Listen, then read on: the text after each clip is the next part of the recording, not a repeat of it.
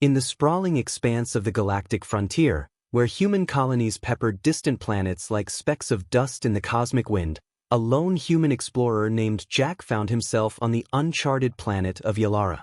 It was a world shrouded in mystery, enveloped by dense, vibrant forests that seemed to whisper secrets of the universe. Jack was not just any explorer. He was a renegade biologist with a thirst for discovering alien flora and fauna that could revolutionize science back on Earth. As he trekked through the lush underbrush of Yalara's northern hemisphere, his eyes were alert, scanning every leaf and branch for signs of life yet undocumented. The day was winding down, and the alien sun dipped toward the horizon, casting long shadows and painting the sky in hues of orange and purple. Just as Jack prepared to set up camp, his ears caught a faint, unusual sound, a sort of gasping, labored breathing. Intrigued and cautious, he followed the sound, his heart rate accelerating with each step. Pushing through a thick patch of fern-like plants, Jack stumbled upon a clearing and froze. Before him lay an alien creature, unlike anything he had ever seen. She was humanoid, with skin that shimmered like opal in the fading light, and delicate wings that fluttered weakly at her back. Her features were ethereal, her eyes large and expressive, filled with a palpable sense of pain. Jack approached slowly, aware that his next actions could mean life or death for this alien being. "Hey, it's okay, I'm here to help," he whispered, his voice a mix of concern and wonder. The alien beauty tried to speak, but only a weak sigh escaped her lips. Without hesitation, Jack sprang into action. He assessed her condition with the makeshift medical kit he always carried and quickly realized she was suffering from dehydration and possibly an infection. Using his limited supplies, he administered first aid, offering her water and some broad-spectrum antibiotics from Earth. As the medicine took effect, the alien's breathing steadied, and her eyes met Jack's with an intensity that shook him to his core. "Thank you," she murmured in a clear, melodic voice that resonated with an otherworldly quality. "My name is Jack. Can you tell me what happened?" he asked, his voice gentle, trying not to overwhelm her. "My name is Lyra," she responded, her voice gaining strength. "I was attacked by a predator. I escaped, but not without injury." As the night enveloped them, Jack and Lyra talked more. She explained that she was a princess from a nomadic tribe that roamed Yalara's vast forests. Her people were wary of outsiders, but fate had thrown them together. When morning light broke through the canopies, Lyra's tribe found them. The meeting was tense until Lyra spoke of how Jack had saved her life. The tribe's chief, a stern yet wise figure, acknowledged Jack's bravery but reminded him of their ancient law. Saving a life bound him to a lifelong commitment, to marry the one he saved. Jack's mind reeled. Marriage was the last thing on his mind when he had set out to explore Yalara, but the universe had a peculiar way of changing one's plans. As he looked into Lyra's grateful eyes, he pondered the enormity of the cosmic ballet that had brought them together. Was this fate, or just the strange customs of an alien world? As the tribe welcomed him with cautious curiosity, Jack realized that his journey on Yalara was about to take a much more personal turn. As the dawn unfurled its light across Yalara, Jack and Lyra walked side by side towards the heart of the tribal village. The air was crisp, filled with the scent of alien flora. It was a sensory overload of perfumes that no Earth garden could ever hope to match. Jack listened intently as Lyra explained the intricacies of her people's customs, her voice a soothing melody against the backdrop of chirping native birds. The village was an architectural marvel, seamlessly integrated into the towering trees around it. Homes were nestled in the branches, connected by swinging bridges that danced in the gentle breeze. The villagers watched Jack with eyes full of curiosity and a hint of suspicion. Lyra's presence at his side was the only thing that eased their wariness. At the village center stood the council hall, a grand structure built around the trunk of the largest tree Jack had ever seen. It was here that the tribal elders met, and today, they would decide his fate alongside Lyra. Inside, the hall was dimly lit by bioluminescent plants that hung in woven baskets from the ceiling. The elders, adorned in vibrant ceremonial garb, sat in a semicircle. The chief, who had acknowledged Jack's act the previous night, now bore a solemn expression. Lyra has told us of your bravery, Earthman, the chief began, his voice echoing slightly in the spacious hall. But saving a life brings responsibilities. Are you aware of the gravity of your actions? Jack nodded, his mind racing with legal arguments from Earth that seemed suddenly irrelevant here. I understand, he said, his voice steady despite the gravity of the situation. And I am grateful for the chance to discuss this openly. The discussion that followed was intense. Elders debated in their flowing language, occasionally switching to a broken English for Jack's benefit. They discussed the implications of integrating a human into their tribe, the potential benefits and risks. Jack used the opportunity to express his respect for their traditions and his earnest desire to learn and adapt. As the sun reached its zenith, the elders reached a consensus. Jack of Earth, you have shown honor, the chief declared. However, true understanding of our ways takes time. You will undergo a period of learning under the guidance of Lyra. If, after a cycle of seasons, you still wish to bind your life to hers, and she to yours, then the marriage shall proceed. Relief washed over Jack, mixed with a burgeoning excitement. This wasn't just a cultural exchange, it was a personal journey into the unknown heart of Yalara. Lyra, who had been silent throughout the meeting, now smiled at him, her eyes alight with a mixture of joy and challenge. There is much to teach you, Jack. My world is not like yours. Are you ready to learn our ways, not just with your mind, but with your heart? I am, Jack replied, his determination clear. As they exited the council hall, the villagers gathered around, their expressions now colored with a cautious optimism. Children peeked from behind woven skirts, and artisans paused their craft to watch the Earthman who would learn to be one of them. In the days that followed, Jack's life was a whirlwind of learning. He trained with the hunters, learning to track the ghostly predators that lurked beyond the village. He studied the language and songs of the tribe, each word a key to deeper understanding, and most of all, he learned from Lyra about the balance of life on Yalara, a balance he had never had to consider on Earth. Each night, as Yalara's twin moons cast their silver glow over the village, Jack found himself reflecting not just on his relationship with Lyra, but on his place within this vast, vibrant universe.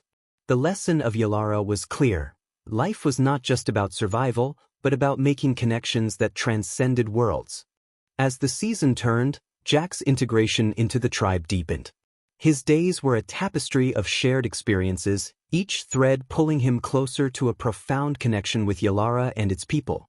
He had come to understand the ebb and flow of the tribe's life, their celebrations and sorrows, and how deeply entwined they were with the land that sustained them. One evening, under the canopy of glowing leaves that lit up the night with an eerie, beautiful luminescence, Lyra took Jack to the sacred grove, a place few outsiders had ever seen. The grove was a natural amphitheater surrounded by ancient trees, their trunks wide as houses and covered in bioluminescent moss that pulsed with a gentle light. Tonight, you will experience the dreaming, Lyra explained as they walked through the grove. The dreaming, she described, was a ceremony where the spirits of the forest shared visions with the tribe, a sacred communion that guided their decisions and shaped their understanding of the universe. As they reached the heart of the grove, the tribe was already assembled, sitting in silent anticipation. The air was thick with the scent of aromatic herbs burned in small pits around the perimeter. Lyra guided Jack to a spot beside her, their hands touching lightly, his first public acknowledgement as a part of the tribe. The ceremony began with the elders chanting in a deep, resonant tone. The sound seemed to vibrate through the ground, up Jack's spine, settling into his heart with a weight he felt more than heard. As the chanting grew, the elder shaman stepped forward, holding a vessel filled with a steaming concoction. This is the essence of Yalara, the shaman declared, his voice carrying through the grove. Drink and see what the spirits will show. Lyra took the vessel first, drinking deeply before passing it to Jack. His heart pounded as he brought the vessel to his lips, the steam carrying an earthy, pungent scent. The liquid was warm and bitter as it slid down his throat, leaving a trail of heat in its wake. The effects were immediate. The grove around him seemed to dissolve into a swirl of colors and sounds. Jack felt himself drifting, his consciousness expanding beyond the physical realm. Visions flashed before him, vivid, intense scenes of Yalara's past, its present, and potential futures. He saw Yalara from the skies, its forests a patchwork of colors, its oceans vast and mysterious. He saw the tribe in different times, their faces changing, but their essence remaining the same, resilient, connected, part of the world around them. And then he saw Lyra, not just as she was but as she could be. A leader, a guide, a bridge between her people and the outsiders who would one day come. Beside her, Jack saw himself, transformed not just by his love for her but by his commitment to her world. As the vision faded, Jack found himself back in the grove, the tribe members looking at him with new eyes, their expressions a mix of wariness and wonder. Lyra's hand found his in the darkness, her touch reassuring. The ceremony concluded with a silent affirmation from the elders. Jack had seen the dreaming, and the dreaming had seen into him. As they left the sacred grove, Lyra leaned close, her voice soft but filled with an immense gravity. What you saw tonight is a gift, but also a responsibility. You have seen what can be. Now, we must decide what will be. In the weeks that followed, Jack pondered the visions, discussing them with Lyra and the elders. They debated paths and possibilities, considering how best to integrate the wisdom of the past with the inevitability of the future. Each conversation brought Jack closer not only to Lyra but to the very soul of Yalara, forging bonds that were as spiritual as they were personal.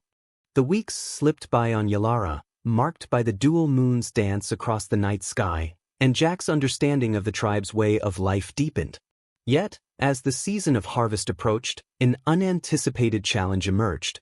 A rival tribe, known as the Calorans, began encroaching on the hunting grounds that both tribes had shared peacefully for generations. The tension escalated quickly. Jack watched as Lyra and the tribal elders engaged in heated debates, struggling to find a solution that would avoid conflict. Lyra, ever the diplomat, proposed a meeting with the Caloran leaders, hoping to renew the peace that had long bound their peoples. With Lyra at the forefront, Jack found himself part of the delegation that crossed into Caloran territory. The landscape shifted as they traveled, the lush forests of Yalara giving way to rocky outcroppings and sparse vegetation. The starkness of the land reflected the harshness of the impending negotiations. As they reached the Caloran camp, the reception was cold. The Calorans were a tribe hardened by the tougher environmental conditions, their features rugged, their attire adorned with symbols of their conquests and struggles.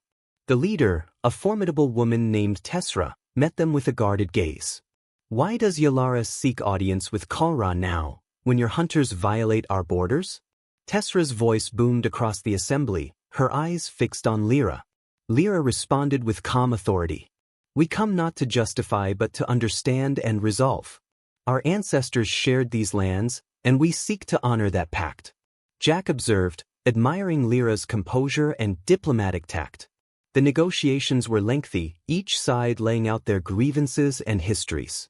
Jack's role was minimal, but he absorbed every word, understanding more about the delicate balance of power on this alien world. After several hours, a tentative agreement was reached.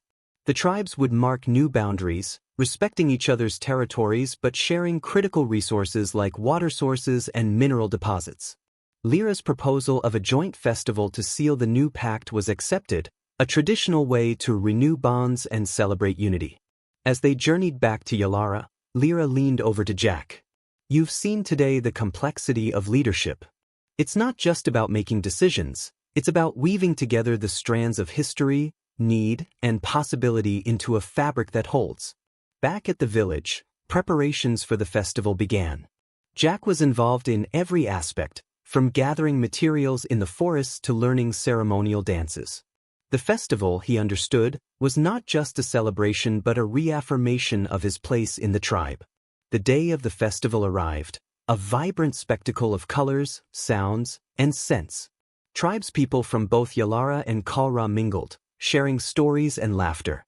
The air was filled with the aroma of roasting meats and exotic fruits, and the ground vibrated with the rhythm of drums and the stamping of feet in dance. Jack found himself in the midst of it all, dancing a traditional Yalaran dance with Lyra by his side. Her smile was radiant, her eyes sparkling with joy and pride.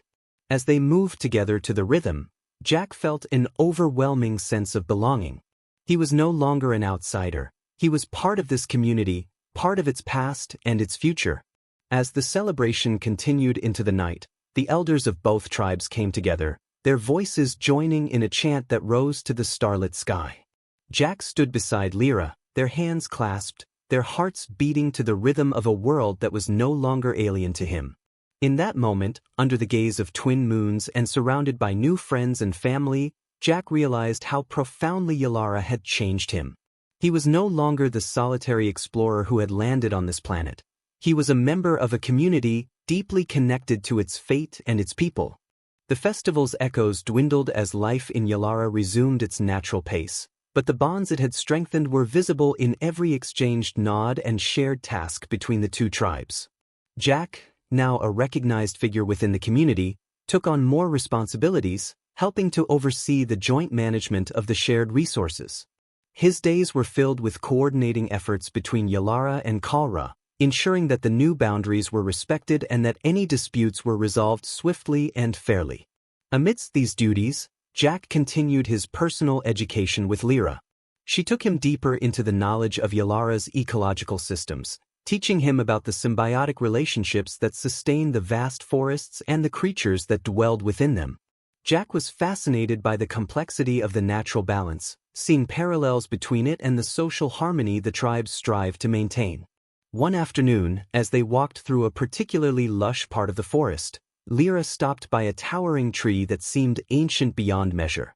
Its bark was thick and ridged, and it exuded a faint, pulsing glow that seemed to synchronize with the life around it. "This is the heart tree," Lyra explained, her voice tinged with reverence. "It is the oldest living being in Yalara, and it connects all life here. Our people believe it holds the memories of the planet, and it shares these memories with those who know how to listen."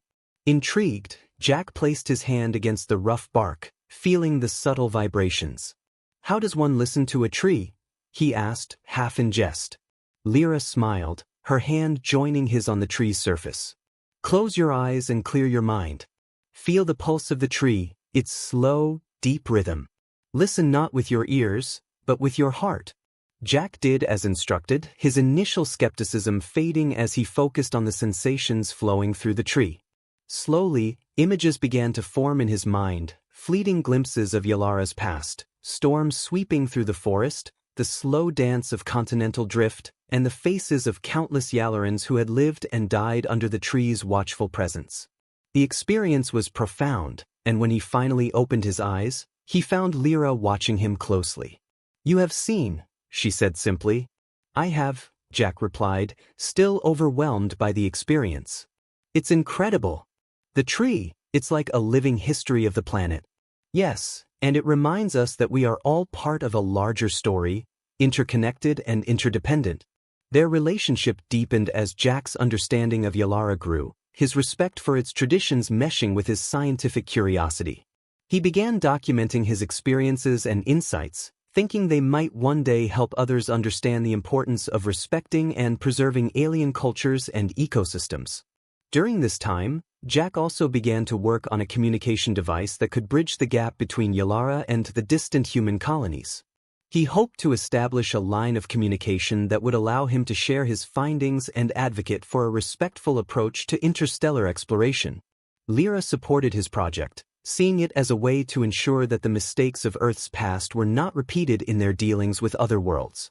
As the device neared completion, Jack planned a demonstration for the tribal leaders, hoping to convince them of the benefits of opening a dialogue with other human outposts. Lyra helped him prepare, organizing a gathering at the council hall where he would present his work. The day of the demonstration arrived, and the hall was filled with curious faces. Jack unveiled the device, a sleek, compact machine that hummed with potential. He explained its purpose and initiated a test communication with a nearby outpost. The device worked flawlessly, its screen lighting up with the face of a human communications officer. The room erupted in murmurs of awe and apprehension as Jack facilitated a brief exchange, ensuring to emphasize the control that Yalara would have over any future communications. After the call ended, the tribal elders convened in a private discussion, leaving Jack and Lyra to await their decision. Lyra squeezed his hand, her smile conveying both pride and a hint of anxiety about the unknown implications of this new bridge to the stars. As they waited, Jack reflected on his arrival on Yalara, how foreign and daunting it had all seemed. Now, he stood as a mediator not just between tribes but between worlds, his own story intertwined with that of Yalara, each influencing the other in ways he could never have anticipated. The tribal elders' deliberations stretched into the night, their discussions veiled behind the woven curtains of the council hall. Jack and Lyra sat outside under the canopy of stars, the silence between them filled with the chorus of nocturnal creatures. The weight of anticipation was palpable, the outcome of the meeting potentially altering the trajectory of Yalara's future interaction with humanity. When the elders finally emerged, their faces were inscrutable, cloaked in the gravity of their decision. The chief approached Jack and Lyra, his expression softened by a cautious optimism. "We have considered your proposal and the demonstration of your device," he began, his voice resonant in the quiet night. "We see the wisdom in establishing controlled contact with your people. However, we insist on precautions to protect our sovereignty and culture." Jack nodded, his relief mingled with a surge of responsibility. "Of course, I understand and respect that. We can set protocols and limits to ensure Yalara's interests are always prioritized." The chief's nod was slow, deliberate. "Then we shall proceed on this path, with you as our liaison. You have shown us that you understand the value of our ways." With the elder's blessing, Jack finalized the modifications on the communication device, implementing encryption measures and cultural filters to ensure that any exchange remained respectful and beneficial to Yalara. Lyra was instrumental in defining these parameters, her deep understanding of her culture providing the necessary insights to safeguard their traditions. The impact of the new communication line was immediate and profound. Educational exchanges began, with scholars from human colonies learning about Yalara's unique ecosystem and social structures, while Yalaran leaders gained insights into human technologies and governance that could benefit their own development without compromising their values. Meanwhile, Jack's relationship with Lyra entered a new phase, their partnership strengthened by their joint efforts in bridging their peoples. Lyra took on a more prominent role in the tribal council, her voice influential in shaping the future of Yalara's external relations. One evening, as they walked through the village, observing the children playing with some simple gadgets Jack had introduced, Lyra spoke of her visions for their future. "What we are building here, it's more than a bridge between two worlds. It's a testament to the power of understanding and respect." Jack smiled, watching a young Yalaran girl show her friends how to use a solar-powered light.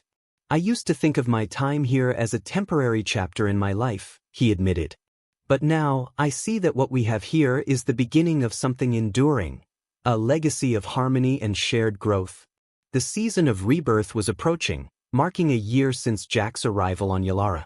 The tribe decided to celebrate this anniversary with a festival not just of Yalaran culture but of interstellar friendship. Preparations were grander than anything Jack had seen before, with both Yalarans and human guests invited.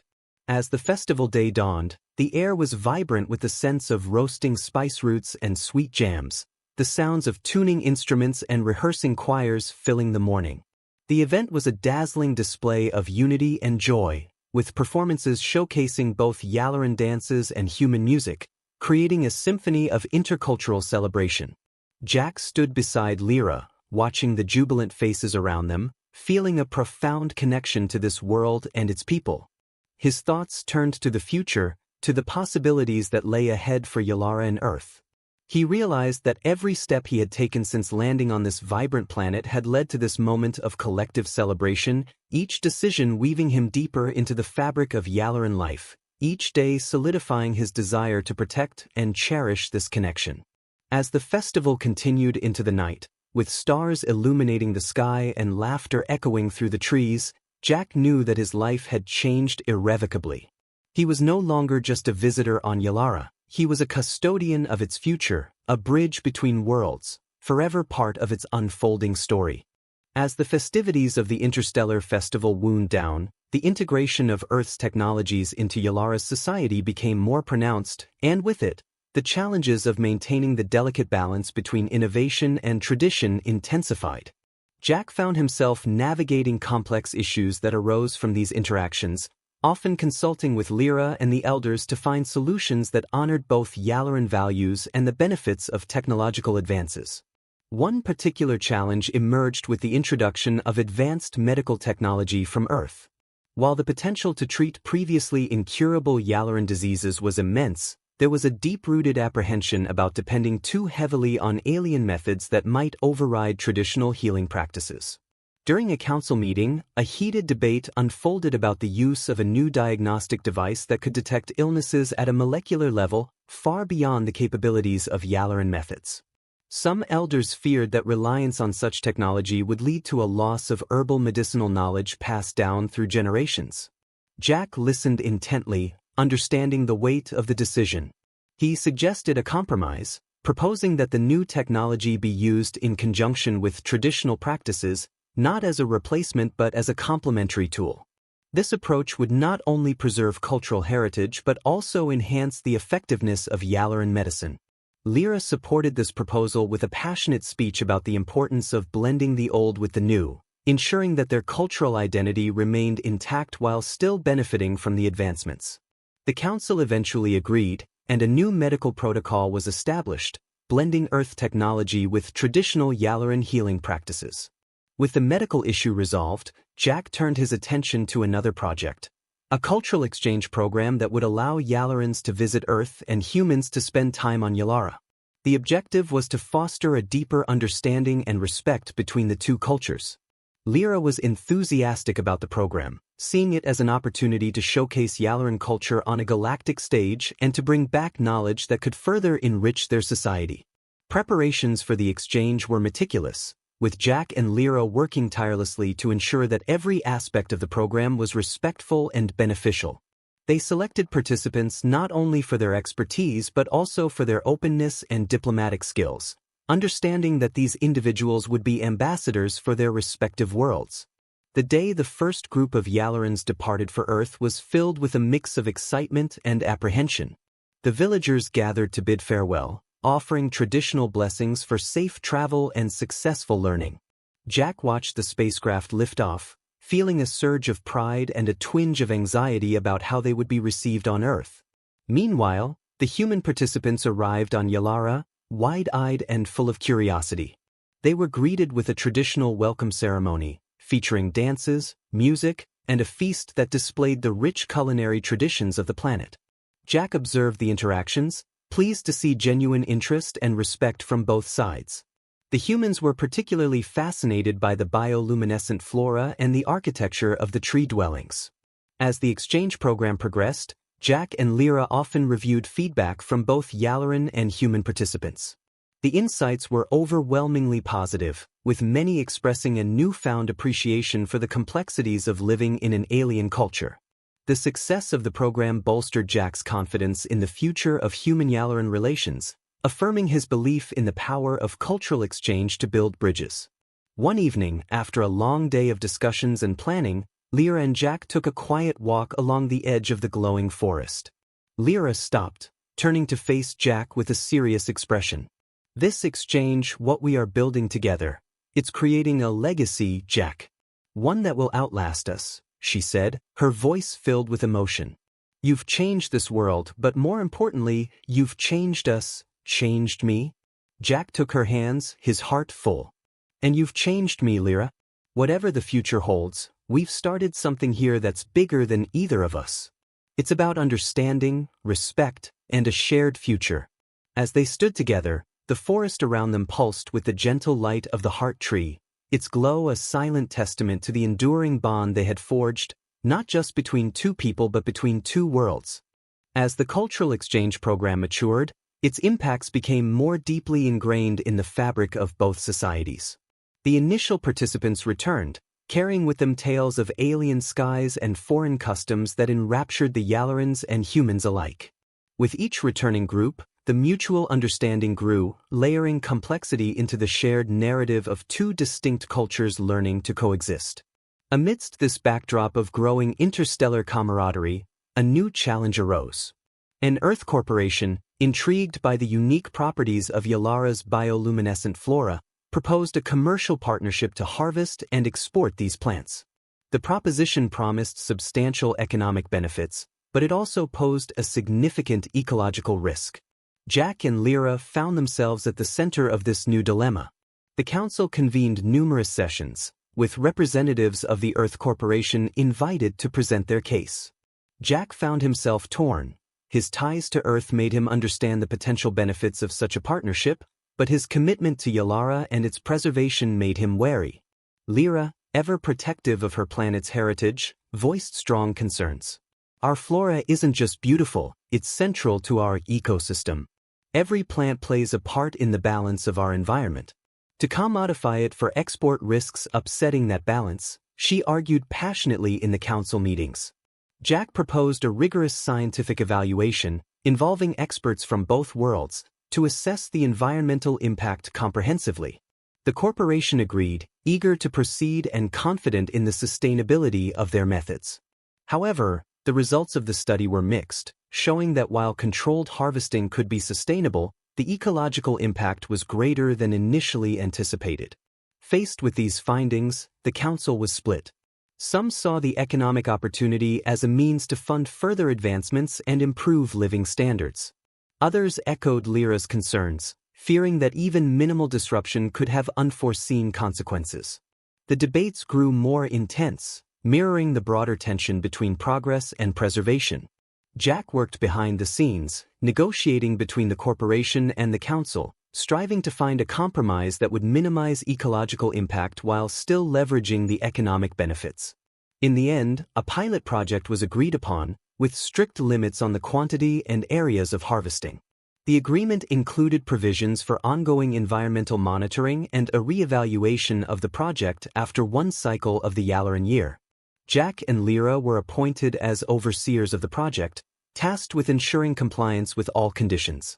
As the pilot project commenced, Jack found himself frequently in the field, monitoring the harvesting operations alongside Yalaran environmental scientists. The corporation's workers, trained in sustainable harvesting techniques, were careful, but the work was not without its disruptions. Lyra, observing the operations one day, pointed out signs of stress in an adjacent area where bioluminescent plants were not being harvested. See how the glow diminishes? These plants are connected, perhaps more deeply than we understand. This is why we must be vigilant, she explained. Taking her concerns seriously, Jack increased the monitoring efforts, adjusting the operations to further reduce their impact. The careful management seemed to stabilize the affected areas, but the situation remained precarious. Through this ordeal, the importance of vigilance and adaptability became clear to Jack. Each decision carried weight, each action rippled through the ecosystem and the community. The balance they strove to maintain was delicate, the line between benefit and harm thin and easily crossed. One evening, after a long day of monitoring, Jack and Lyra sat by the heart tree, its gentle pulse a comforting presence. They discussed the day's observations, their conversation a mix of professional analysis and personal reflection.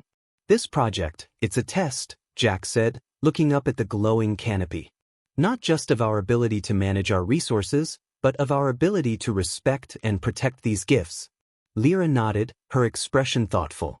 Yes, and it's a reminder that our actions have consequences that extend beyond our immediate sight. We must always look forward, anticipate the needs of future generations. In those quiet moments, with the soft light bathing them in its ethereal glow, the responsibility they shared seemed immense, but so too did their resolve.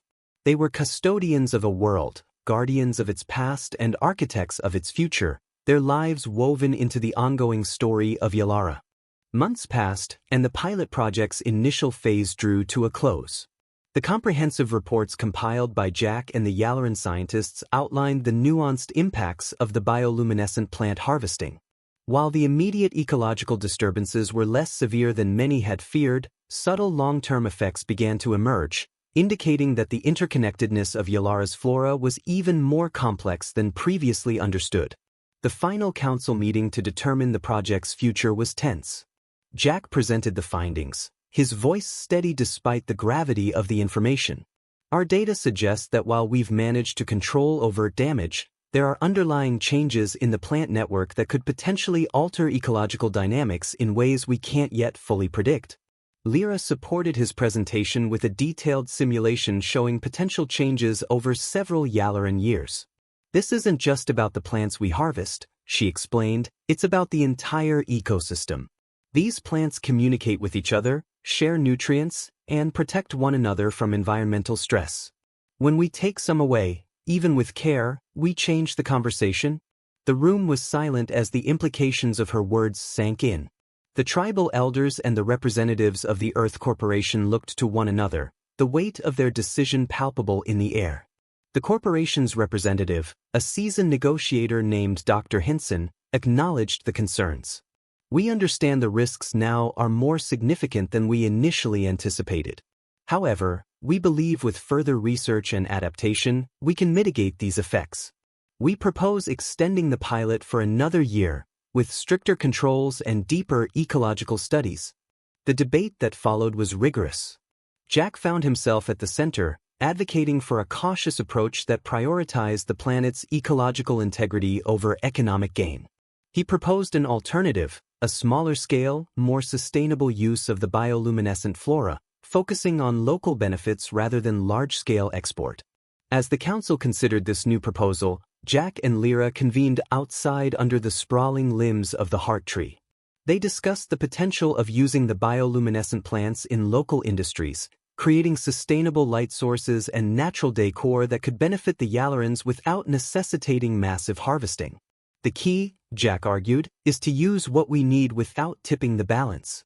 We turn these plants into a symbol of Yalaran innovation, not merely commodities for export. Lyra was contemplative, her gaze lingering on the soft glow of the plants around them. We could lead by example, she mused. Demonstrate that sustainability isn't just possible, it's profitable in ways that don't compromise our values or our planet. When they presented this revised plan to the council, the atmosphere shifted. The idea of promoting sustainability and local entrepreneurship resonated with the tribal leaders, aligning with Yalara's core values of harmony and conservation. The decision was made to end the large-scale harvesting project and instead invest in smaller, community-based initiatives that utilized the bioluminescent flora. The Earth Corporation agreed to support this new direction, intrigued by the potential for unique, eco-friendly products that could set a new standard in the galactic market.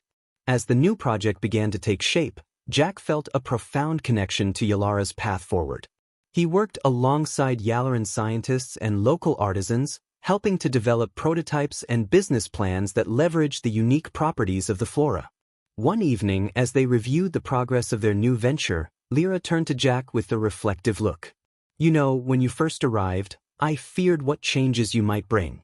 But now, I see you brought us a mirror, showing us how to look at ourselves and how we might grow without losing sight of who we are." Jack smiled, taking her hand. "And you showed me how to see the world differently, to understand the deep roots of home and heritage."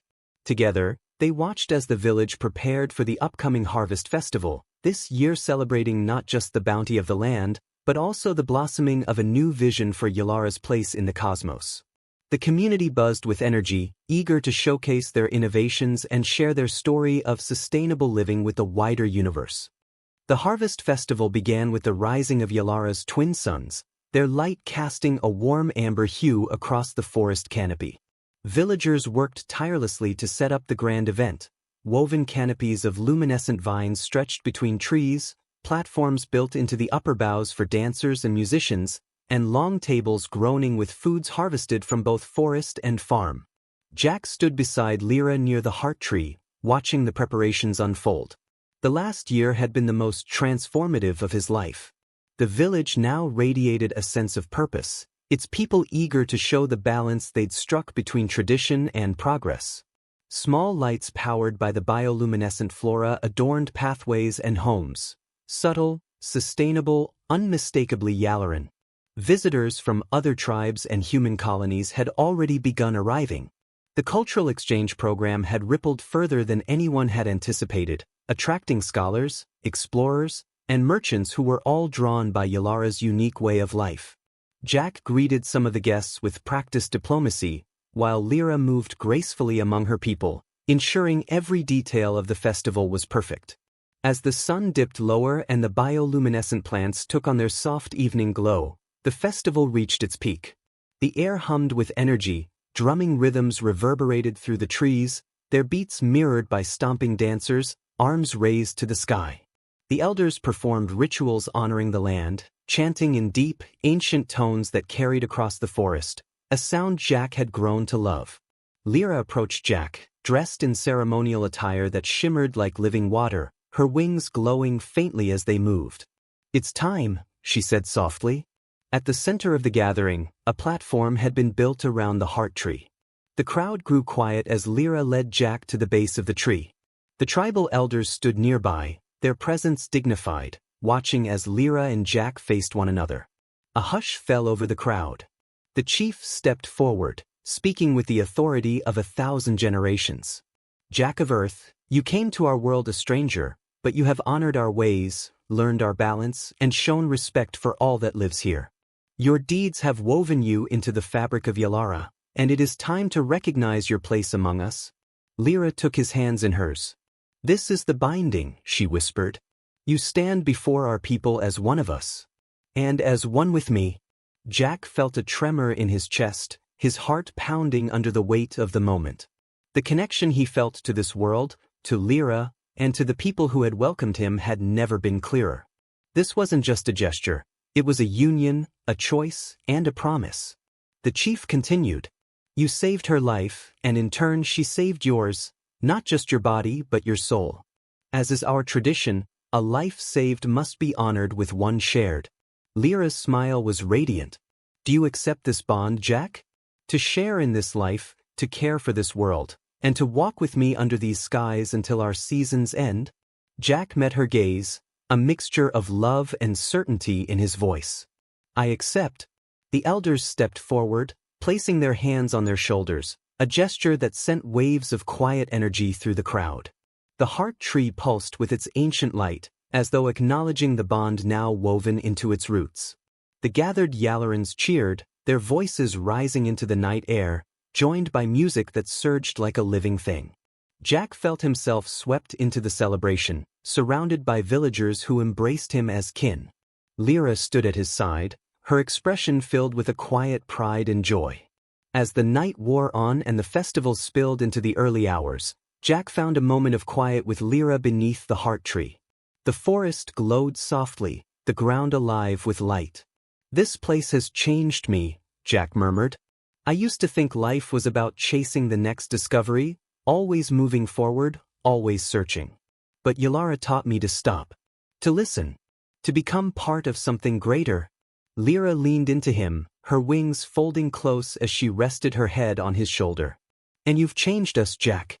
You reminded us that progress and tradition are not enemies. They are threads of the same tapestry. Together, they make us strong."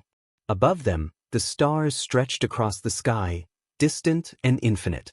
Jack watched them and thought of Earth, a world he'd left behind but never forgotten. A world that now, through his work and his choices, shared a fragile yet beautiful connection with Yalara. As dawn broke, and the first rays of light filtered through the trees, Jack knew this world was his home. Not because he had found it, but because it had accepted him. And in its acceptance, it had transformed him into someone he never thought he could be.